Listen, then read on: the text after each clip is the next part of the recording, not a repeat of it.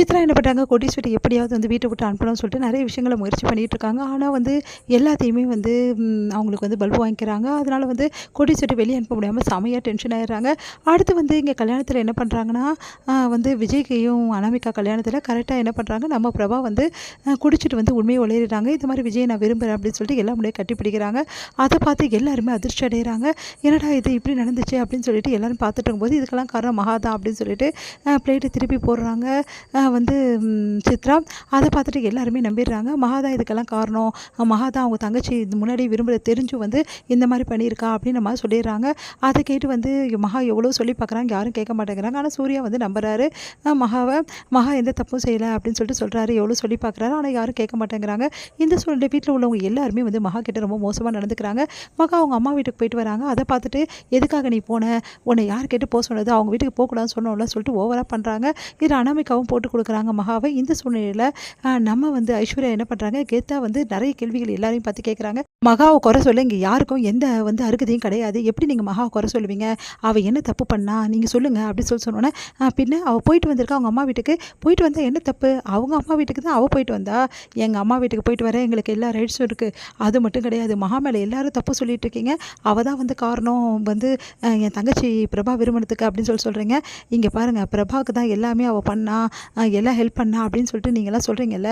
அப்படியே அவள் நினச்சிருந்தானா தங்கச்சி வாழ்க்கை எப்படியாவது வந்து இந்த வீட்டில் கொண்டு வரணும் மருமகளா அப்படின்னு சொல்லிட்டு அவள் நினச்சிருந்தானா என்றைக்கோ வந்து அனாமிகாவும் விஜய்க்கும் உள்ள ஃப்ரெண்ட்ஷிப்பை கட் பண்ண நல்லா வந்து வெளி பண்ணியிருப்பா. அவங்க 2 பேருக்கும் வந்து சேர்த்து வச்சிருக்க மாட்டா அவங்க 2 பேரையும். அது மட்டும் கிடையாது, கல்யாணத்துக்கும் வந்து நடத்தி விட்டுருக்க மாட்டா. எப்படியாவது அவன் தங்கச்சியை விஜய் கூட சேர்த்து வைக்கணும்னு நினச்சி நிறைய பிளான் பண்ணியிருப்பா. ஆனால் எதுவுமே அவள் பண்ணலை. அனாமிகாவுக்கும் விஜய்க்கும் அவ்வளோ ஹெல்ப் பண்ணியிருக்கா. அந்த மாதிரி ஒருத்தரை பார்த்து இவ்வளோ கேவலமாக பேசுகிறீங்க, என்ன நினச்சிட்டு இருக்கீங்க எல்லாரும், அவள் வாயை மூடிட்டு இருந்தால் நானும் வாயை மூடிட்டு இருப்பேன் நினச்சிட்டு இருக்கீங்களா, அவ்வளோதான் எல்லாருக்கும் சொல்லிட்டேன், இஷ்டத்துக்கு மகா பற்றி பேசுகிறீங்க, அப்புறம் அவ்வளோதான் நல்லா இருக்காது அப்படி சொல்கிறாங்க. அப்படியே வந்து செமையாக டென்ஷன் ஆகிறாங்க சித்ரா. என்ன நீ ரொம்ப ஓவராக பண்ணுற, இங்கே பாருங்கள் நான் ஒன்றும் ஓவராக பண்ணல புரியுதா, இந்த வீட்டில் யார் யார் எப்படின்னு எனக்கு எல்லாமே நல்லாவே தெரியும். மகாவை பற்றி குறை சொல்கிறதுக்கு யாருக்கும் அருகதை கிடையாது புரியுதா, தேவையில்லாமல் மகாவை பற்றி பேசிட்டு இருந்தீங்க நல்லா இருக்காது அப்படி சொல்கிறாங்க. அதை கேட்டு வந்து அப்படியே டென்ஷன் ஆகிறாங்கல்ல. நீ அக்கா வேணாக்கா சொன்னா கேளு அப்படின்னா, நீங்கள் அமைதியார் மகா, நீ குடியை இவங்க கொட்டிக்கிட்டே இருக்காங்க, நீ குடிக்கிறத நிறுத்திட்டு நிமிந்து பாரு, அப்போ தான் தெரியும் இவங்கெல்லாம் எப்படிப்பட்டவங்கன்னு சொல்லிட்டு. இன்னும் எல்லாரையும் நல்லவங்க நீ நினச்சிட்டே இருந்தீங்கன்னா இவங்கெல்லாம் நல்லவங்கள ஆக மாட்டாங்க புரியுதா, இஷ்டத்துக்கும் இருக்காத, எப்போவுமே இந்த மாதிரிலாம் இருந்தேன்னா உன்னை ஏமாளி தான் எல்லாம் நினைப்பாங்க அப்படின்னு. வேணாக்கா பிரச்சனை வேணாக்கா வாக்கா போகலாம் அப்படின்னு சொல்லிட்டு கூட்டிகிட்டு போயிடுறாங்க. ஏங்கா இப்படிலாம் பண்ணுற, இங்கே பாரு மகா, ஒன்றமாலாம் நான் இருக்க முடியாது, இவங்கெல்லாம் என்ன வேணாலும் பேசுவாங்க, நான் வாய் மூடி சும்மா இருக்கணும்னு நினைக்கிறியா, உனக்கு ஒன்றுனா நான் கண்டிப்பாக கேட்பேன், ஏன்னா எனக்கு நீ இப்போ வரைக்கும் நீ தான் எனக்கு துணையாக நிற்கிற, அதனால் உனக்காக நான் என்ன வேணாலும் செய்வேன் மகா அப்படி சொல்லிட்டு போயிடுறாங்க. அக்கா என்ன இப்படி பேசுகிறா அப்படின்னு சொல்லிட்டு யோசிச்சோன்னே, பார்த்தீங்களா எப்படி பேசுகிறான்னு சொல்லிட்டு அந்த ஐஸ்வர்யாவுக்கு வாய் அதிகம் தான் அப்படின்னு சொல்லிட்டு இருக்காங்க. எப்படினாலும் சரி இந்த மகாவை வீட்டை விட்டு துரத்தாமல் நான் விடவே மாட்டேன் அப்படின்னு சொல்லிட்டு எப்பவும் போல் பேசுகிறாங்க ராஜலக்ஷ்மி.